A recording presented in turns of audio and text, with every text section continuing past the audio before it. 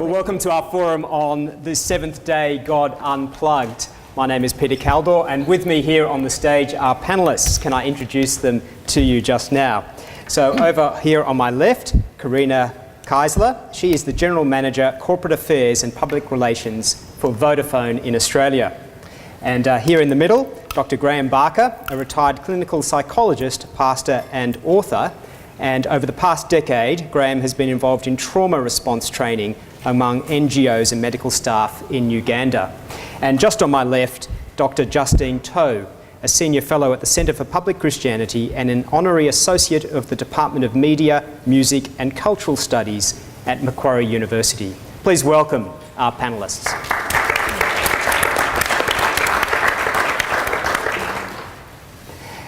Well, I might turn to you first, Karina.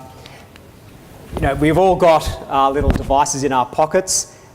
Please give us a sense as we open up this discussion, how addicted are we to these devices? Has it been a success in Australia? Absolutely.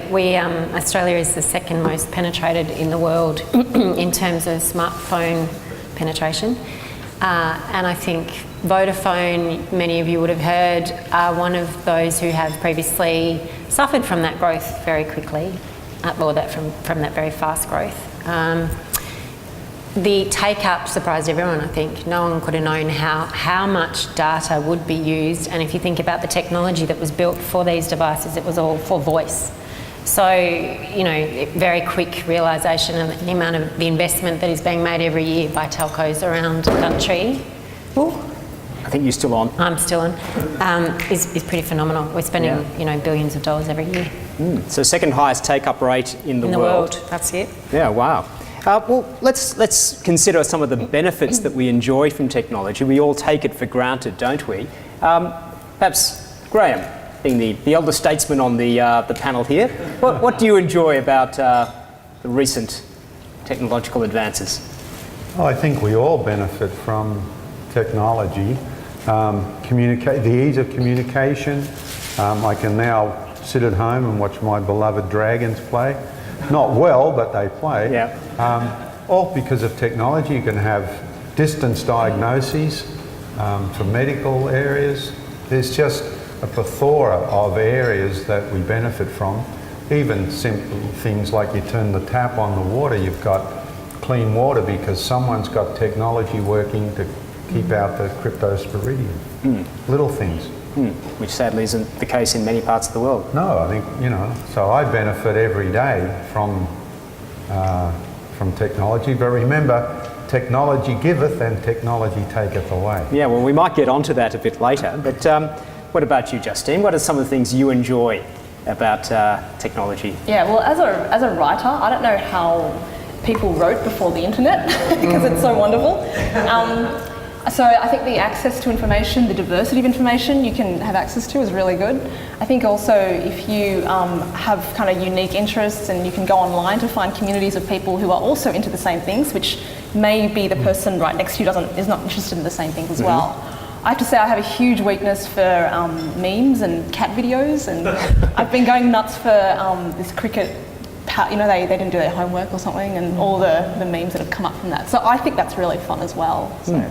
Okay. Yeah. And you were sharing a story just this morning about how you benefited, Karina. That's it. So, being a Melbourne girl, recently moved to Sydney, and this week my husband started work, and so I've had to become a mum and a worker in the 1 week. I am a mum all the time, but you know what I mean. Juggling, and I have a really bad sense of direction. I was saying that I actually live in Camaray, and I took the bridge one day to get to North Sydney. Clearly demonstrating my bad direct sense of direction. However, this morning, having to do a drop-off creche to primary school and to work using my iPad to give me that direction, I'd be lost without it. Not to mention all the things you can do on the way to work with the right car holder, phone holder. Yes, okay. Yep. Hands-free, of course. Yep, good. Hands-free. Well, what attracted you to work in this field? You worked previously with Telstra. You've been in this field for a while. It's funny, the day I was offered a job at Telstra, I was offered a job at Bendon, Al McPherson Underwear. So it was a bit of a crossroads for me. Retail, which I'd been in and Telstra, and my now husband is the one who said, go Telstra, it'll open a world of opportunities, and it did. It's an incredible industry to be in, and at the time, I don't know how old I was, I don't know, 20, let's say 20. I was naive, I had no idea of how technology it invades our life in everything that we're doing, and telecommunications in particular. It just sounded so boring, but it's not. It's not as dry as you might think. I thought it was just phones. I liked using the phone, but do I want to know what spectrum is? And I actually had a thing. I said, if I ever understand what spectrum is, I'm quitting. And I did last year. I didn't mean to fall into another one that talks about spectrum. A geek. Apparently, yes. So what is perhaps some of the challenges facing you, Vodafone, the industry at the moment? I guess, technology, they say don't work with technology, small children or animals, for good reason. Technology, as pervasive as it is and as helpful and enhancing as it is for your life, but it's also not always reliable. None of the telcos can stand up and say we never have an outage, and I think you've all in this room felt the pain of not having access to your phone for different reasons, be it data or voice. So massive challenge is educating people on or managing the expectations of people. Some of us do it better than others, and some of us provide better than others. So, there's a massive challenge there. And at the business level, Karina was sharing earlier a very positive news story that 750 new jobs in Tasmania. Bucking the trend, where some of our competitors are sending thousands offshore, we are bringing our call centre onshore. Not you're sort of putting customer service ahead of costs, which is it's amazing. Great to be part of a great media announcement when typically a lot of our news is not necessarily great. Yeah. Well, we might now explore some of the sort of angles to this topic. They say that there are only 7 degrees of separation between humanity, but with the advent of the social media, arguably it's become a lot less. Is technology successful in breaking down barriers between people and bringing us closer together? Justine? Yes and no, basically. Yeah, so I think it's great for keeping in touch with people that you can't see all the time. And even if you don't necessarily talk to the person, having a text from them makes you feel close. But I'm also noticing that we do use technology, in particular phones, to sort of erect a wall between us and the other person. So, for example, Sherry Turkle, who's written this book called Alone Together, Why We Expect More from Technology, Less from Each Other, she actually says that all of us now are like Goldilocks. We want things that are not too far away, not too close, just at the right distance. And I think we do have this kind of attitude when it comes to technology. I know I have to say to myself, call, don't text. So if you receive a text from me, I've obviously lost that in a battle. But yeah, my intention is always to call first. So I think, it's like anything in life. There's great positives, but there's also some costs. And particularly for the more introverted among us, my husband, I'm going to out him here, it's easier for him to look at this world rather than maybe the world around. And when he's more interested in this than he is in me, I'm thinking, we have a problem. He wasn't in that video, was he? No, okay. No. Well, Graham, in your field, in psychology, do you feel there is a difference between an online virtual relationship and a face-to-face one? At many levels, oh yes. There's a great difference between having a text or just a verbal display or even a phone message than actually being able to connect at other levels. We talk about mirror neurons, which allows people to connect at several different levels, and it only happens when you've got eye contact with each other and when you've got that close intimacy that being in proximity affords. So I think it can really help those that need to have those barriers taken away. There's a great deal of the population who are able to remain anonymous and not have their phobias or their flaws exposed by having really good conversations online, whatever. But it's at the cost of having intimacy. Right. And we need intimacy. Maybe we could think about the area of, which affects us all no doubt, the area of sort of work and life balance. Clearly our technology has had a powerful application in our work, and it's a far cry since the days of faxes and telexes. Indeed, if anyone remembers what a telex was. Do you think, Karina, what's driving this, all the productivity and efficiency benefits, are we seeing those translated? I think so. I think this generation and the current generations do a lot more with their time, and not a criticism of the past, just that we're more enabled. So I think the definition of work-life balance has changed, where it used to be your ability to manage family, friends, etc. outside the hours of 9 to 5. Today, it's really merged, so that work-life balance means being able to juggle that at a time that suits you and your family and your contacts. So for me, I have a few rules, and I think rules are important around managing technology and maintaining control of technology versus letting technology control you. I had this rule, and it was a lot easier when I was at Telstra, not to leave the office with more than 20 emails in my inbox. Doesn't happen at Vodafone, but so my number's gone up, but I'm still managing some form of control. That means, you know, that connection after hours and the ability to go in and delete and to manage things that otherwise would have piled up and become this insurmountable mountain that you face every morning, and the stress that goes with anticipating that. I think that is quite powerful in enabling me to balance my life. Not to say my husband doesn't threaten me with the ball every now and then. I introduced him to Twitter and he leaves me alone now, so. What about you, Justine? There's a question here to the panellists. How do you go at unplugging? Are you successful with that, Justine? Yes and no. I think that's going to be my answer to a lot of your questions today. There is the intention always to kind of put people before technology, but I have to say that when I'm the first thing in the morning, I'm like, I reach for my phone, you know, and I check the news. I love having all that on hand. I think that, you know, look, a lot of people have decided to do internet Sabbaths, right, which is kind of similar to what Karina's talking about, where they'll actually put their phone down and won't touch it for the weekend. I think that's really positive, and trying to get into the habit now of maybe on Sundays perhaps not really needing to have the phone, like, you know, attached to you by umbilical cord the whole time. However, that can also blow up in your face, as it did last week, where my husband got a call from his brother who was in hospital, and, you know, it's a good thing that we had the phone on hand as well. So, you know, I think there's the intention always to disconnect and to reconnect with the world around you, but it is a balance, and it is a struggle sometimes.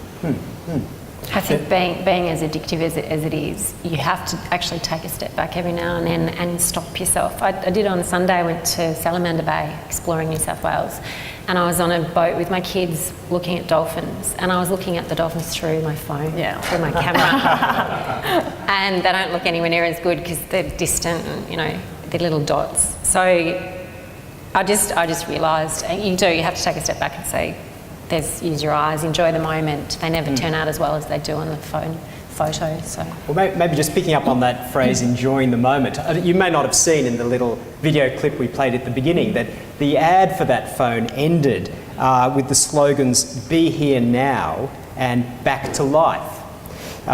It suggests almost that these smartphones can really get us in touch with the present. Is that how perhaps, Graham, you would see it? Are they really bringing us more present? Well, they are. It really is an extant thing. I mean, it's, you know, the immediacy of communication has revolutionised our concept of the world and ourselves and everything. But my concern is that it actually creates its own life. In other words, if you have 20 emails when you go home, how many of those would have been there if they'd have been letters or phone calls? In other words, the actual technology has generated far more need for technology than necessary. So I think the immediacy is good, but what we used to be able to delay our answers or delay gratification for, if we don't get a 15-second response, we're devastated. Well, but what about in terms of Karina's comment about, you know, viewing the dolphins through the phone? How does it distort even our appreciation of the present? miss out on the smell. I'm sure they'll introduce smell very soon. Well, they tried that in the Sinners. Remember Smellorama? Yeah. Back in the 50s or something? Oh, you don't remember. No, we don't actually. Yeah. That was pretty atrocious. But I think the whole concept of immediacy, I mean, the world is now at our fingertips. We don't have to wait 6 months for a letter to come from the old art and then write one back and a year later get a response. So all that's good, so long as what is actually coming to us is not only immediate, but something that's important. Yeah. Can I jump in here? Sure.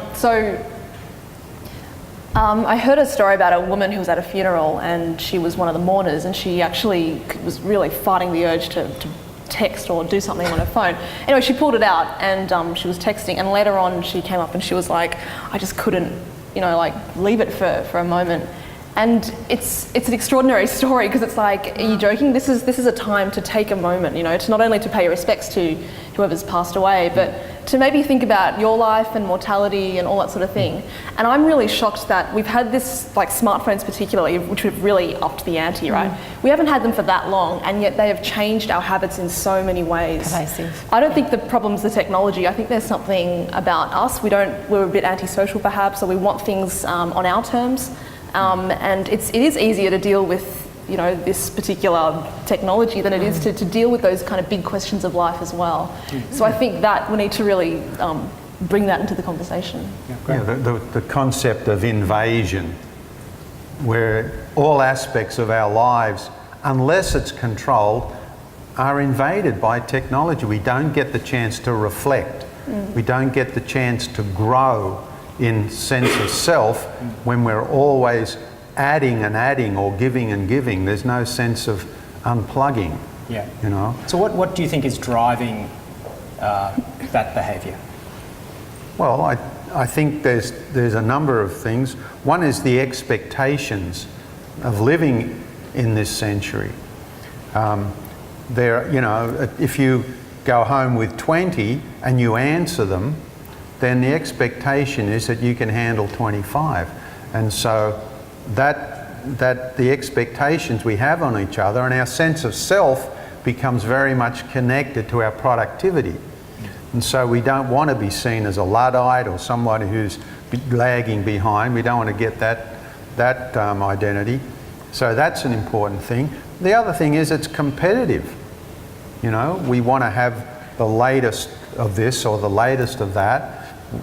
We can't settle for just an iPhone. Now we've got to move on to phase 2, 4, whatever. Could Karina, there also be a sense of a fear of missing out? Absolutely. There's a term, FOMO, fear of missing out. Yeah. I think first in, first So out. unless you're constantly absolutely. online. We not all of us. There is definitely a fear of missing out, but I think there is a risk of missing out if you're not participating in technology. It is the way of the world. There are absolutely things that we need to manage, and we are in control of that. I think as a parent, and there's nothing like children to help you recognise your priorities in life, but as a parent, if I can pass on to my children the ability to prioritise as a skill, I think that's something that they'll thank me for. And I'm not sure that the current generations have focused on that, because smartphones, I mean, how long have they been around? 10 years? Not even? Less. So it's like a whole new skill set requirement necessary in order like providing coping skills. I remember speaking to a teenager actually, and I just asked her, do you take time out? Is that face to face or? No, this was face to face. This was a vox pop actually. So I asked her if she took time out to just sit still and reflect on her life, and without kind of reaching for the phone. And she said that she found it really incredibly hard. And so I wonder, when it comes to young people who've grown up, who are the digital natives, right? Amazing. Will they be able to take time out for self-reflection and silence? Can they sit in a silent space and understand that even though there's nothing coming at them, it's full of stuff. If that isn't too kind of existential or a bit woozy to say, but there's something really magical and important about that. And I don't know whether we are at the moment kind of cultivating those habits. I think there's a fear of loneliness, but they haven't differentiated solitude from loneliness. Yeah. And so there's a case to be made for engagement, and there's a case to be made for solitude, not loneliness. So I think that's that part of being competitive, not missing out, wanting to be included. We all have that sense of that need to belong, and technology's given us the ability and the access to belong to a lot of people. And so you unplug that, the loneliness comes in. What would be nice if people could see that as just a time for solitude, when they can reflect and withdraw. We go back to on the seventh day, the rest idea. Yes. It's interesting, the Jewish Sabbath began in the evening with sundown. That's the day. The day starts with rest for you to prepare for the activity. We often think that the day ends, with rest. But that's not the way the Genesis rhythm happens.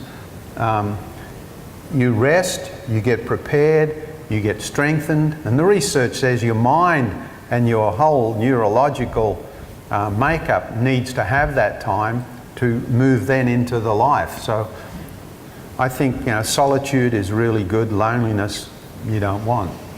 So this pattern of what we take for granted, the 7-day cycle, and we've heard reference to the idea of a Sabbath or a day's rest. Have we really, do you think, lost the art of resting? I think there's no longer a 24-hour day, and so I think that concept of 9 to 5 and rest outside of that, it's gone. It's a thing of the past in most instances. But our health soon talks for us. I know, and I'm always looking for opportunities to rest. It doesn't come often when you have 2 small children and you work long hours, but we have to manage it for ourselves. We can't rely on technology, we can't rely on others to manage that for us. So I think rest is what you make of it. I know how I perform with no rest, I know how I perform with rest, and it's, productivity. And I don't think I'd be able to maintain my job if I didn't manage that, because they need me at an optimum all the time. So you just have to manage it. Yeah. And I think there's some good... I remember back to when I first started using Facebook, which I don't use so much now. And I keep that very much for my personal life, and Twitter is for, the other side of my life, work and a bit of personal. I think back to when I just had my first child, and Facebook helped me to connect. When I'm up at 3 a.m. in the morning, or every 3 hours, it's boring. Kid doesn't talk, so enter Facebook, and all of a sudden I could catch up on what was going on, the internet, everything, but I didn't realise that every time you updated, it sent a note out to all your connect. So I looked like a fiend every 5 seconds at 3 a.m. in the morning. You learn those things very quickly, but so it can break down the walls of what could have otherwise been. It is a very isolating time, that rearing a newborn. So it has its benefits in that isolation argument as well. I also think, I've heard of people, look at 9/11, how many people reached for their phone in their last minutes to reach out, to contact someone, to say goodbye, or to pass on whatever message they wanted to. So powerful. And what would have that looked like 30 years ago, 10 years ago? We just couldn't have, mobile phones, yes, but just that connection and important. No, I've actually read that 9/11 was a big moment in terms of even the move of parents giving their children phones. And I think there's wonderful stuff with that. You can always arrange, and the plans never have to be solid because you can always change them. Yeah. But then I've also heard, and I'm not a parent, but I can imagine that parents already have this current of worry always in the back of their head about their children. And maybe that's even more the case when you try and call your child and they don't pick up for whatever reason. They're too busy playing, or they're having fun with their friends. And then I'm sure that worry kind of just goes up another notch as well. Probably. So, yeah. But think of how your mum felt when you said you'd be home at 10 and you didn't get home till 10:30. So you're right, it's just a new avenue for that worry, but has it really changed? Well, I think as soon as you're a parent, you worry for the rest of your day. Yeah, no, I agree. No, I don't know. That's So true.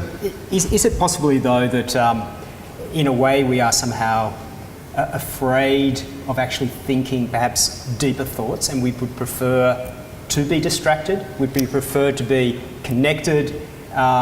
Because in a way it's pushing out the bigger and deeper questions. Greg? Oh. You're the psychologist. Yeah, well, I think that there's some truth in that. It's not going to be true for everybody, but there is some truth that activity negates reflection and introspection. So if you can maintain contact with somebody and you are being distracted, then you can, if you so desire, shut off the emotions, or you can use that as a cathartic experience and share them out there as well. But the tendency is to use it to fill in space, just because it's there. I mean, I've been on the bus occasionally where people have been sitting within 2 seats of each other, texting to each other.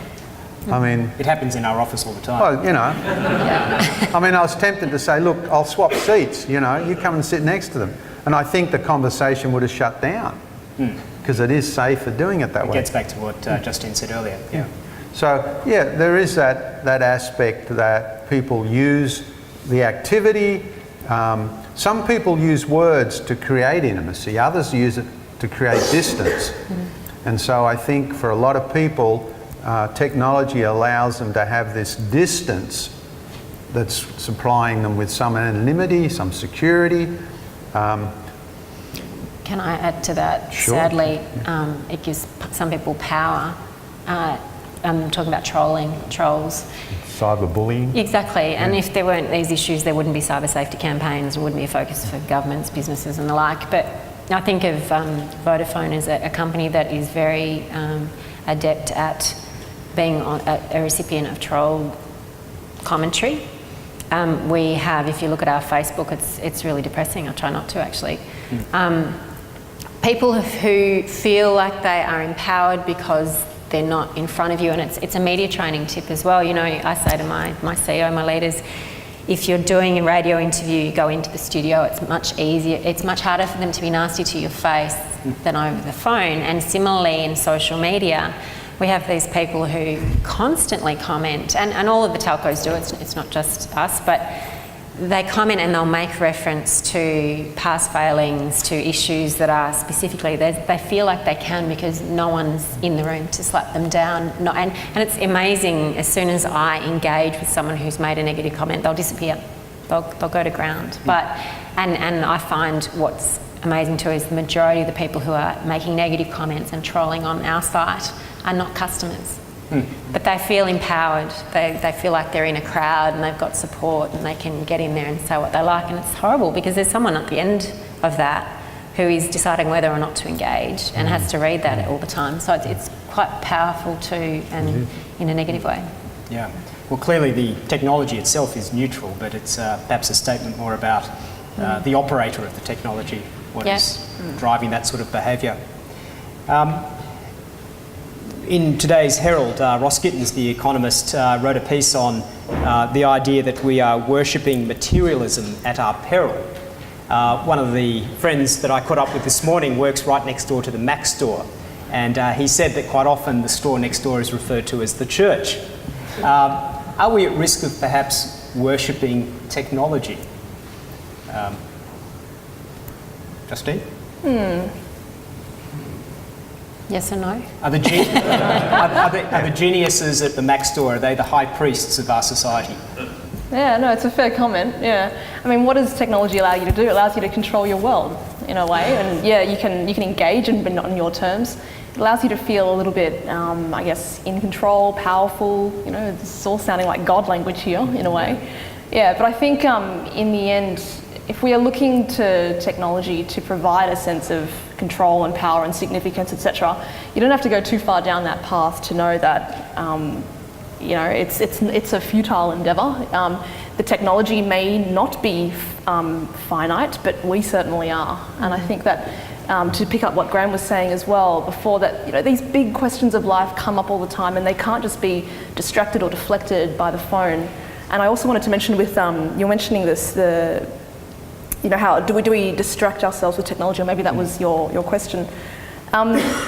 I think the real power of the Sabbath, which we've brought up before, is that it's a space, it's a deliberate, intentional space that you create where you can think about these bigger questions of life, where you can celebrate with the people around you, connect with your community, and if you're a Christian or if you're a person of faith, you can participate in religious rituals and all that sort of thing. And that stuff's really important because it really helps us to see the value of, it helps us to be reminded that this world is not all that there is. And I think that our habits with technology and our attachments to it can really help us think, oh no, this is the world right here. What is my world? My world is how many friends I've got on Facebook, how connected I am, etc. Whereas that's not, I think we all know that this is not the real world, and we should really be looking at stewarding that for the benefit of everyone. Okay, so we lose sight perhaps of a bigger picture, bigger narrative. I think so. Yeah. But there's also looking at technology as the new church. There is the faith aspect. People are putting their faith in technology to solve problems, to be able to, traverse chasms that they couldn't do in their own humanity. So in one sense, yes, it's become the God because it's going to provide, the answer. I mean, back when I was a boy, it was, education was going to do it. So, we do have this propensity to look outside of ourselves in order to have our internal issues resolved. And so I agree, I think that modern technology is worship because the faith is in it to actually resolve those issues. And problem is, and it was mentioned before, that it can become an addiction. So the further you get into it, the less you can do without it. And so you become basically addicted to that which you have put your faith in. You don't control it. It can control you unless you've got good boundaries. Yeah, I have heard that every time you answer a text or your phone buzzes and you just pick it up, you get a squirt of dopamine in your head. And this is something that also happens in the brains of people unless you know who's on the end. Oh, okay, right. Yeah. So it's the same thing that happens in the brains of addicts as well. So there's a reliance that is generated by that. And you start to think, if you're really serious about it, who's in control here? This technology has me on a leash rather than me being the master of it as well. I think I disagree. The dopamine sounds like fun, but I think I see it as an enabler more than an addiction, and I can see the dangers of it. And I've fallen into the trap watching dolphins through a camera, but I also, years ago before smartphones came in, I was up in Uganda with the gorillas and I was doing the same thing with an SLR. So, it's evolution of technology. But you said that something then about how you see there is a bigger world out there. I was driving through Newcastle on the weekend and I was seeing these amazing big contraptions that were delivering coal onto ships, and that for me said there is a world out there that I don't think about every day. Because look at what's going on here. It's an industry that you don't normally think about. You see it in action and it's incredible. It's technology. Sure. But so I don't see it as a form of worship or a tool of it. And look, you can access the Bible, you can access breastfeeding tips, you can access everything. And so your point around education, I'm having conversations now with kinder teachers about, do we give the children iPads, which just seems ridiculous. But then my 2-year-old cracked my code, my password, without any assistance, and my kids can navigate my phone better than I can. So the intuitiveness of the technology today makes that happen, but I think it's an enabler in terms of education and connection. Right. If you know how to use it right. Yeah. And if you put boundaries around it as well. I think there's definitely a place for boundaries and to my point before about coping skills. As parents, as teachers, as leaders in today's generations, we do need to help kids posting bad photos when they're drunk on Facebook and not thinking that that's going to have an impact down the track. It's a little bit like in the 60s when they were burning flags and then going for a political role 10, 20 years on, and that came back to bite them. It's the same thing, it's in a different channel. So might it be sort of a fair summary to say that we all acknowledge, well, firstly, we're not going to turn the clock back. We all acknowledge the benefits in a whole wide range of areas. When there are downsides, and we've touched on quite a few, maybe the question is, do we need to pause at that moment and say, well, what does it actually say about ourselves About me, exactly. at this point? Whether it's about my lack of ability to not feel that I have to be connected, my fear of missing out, am I enjoying the moment? Is that perhaps the best way to consider it? I think we all have to be responsible and set the boundaries for ourselves and for our children and our contacts. It's funny, we send out these fluffy PR releases every now and then. Did it at Telstra, do it at, I'm sure Optus does it, Vodafone does it. The ones we get a lot of traction with are the ones around mobile etiquette. Things like, okay, you're dating, how many dates do you have before you can't use text to break up? How many, is it a phone call breakup or is it an in-person breakup? Now that's something that you would never have considered, 40 years ago, but there's etiquette. You need etiquette, you need limitations. 3 texts and you're out, sort of thing? I think it's 3 dates and you need Change your text. address. Yeah. Well, one of my favourite movies is Blade Runner. Anybody like Blade Runner? All right, they're in good company. And in there, the question is, what constitutes humanity? And I think if we don't really consider what about us is human, and that we're just not advanced to the point where we've become very poor robots, we've got to come back and look at the humanity of who we are, and that's going to take human to human. Now, it can be enhanced and enabled by all sorts of communication device and many different technologies, but ultimately, we're created in the image of God, we're created for relationship, and that's the key for our humanity. Well, thank you, Graham. I might take that as a cue as a little bit of a wrap statement. Just a couple of housekeeping matters before I ask you to break, but please join me in thanking our panellists.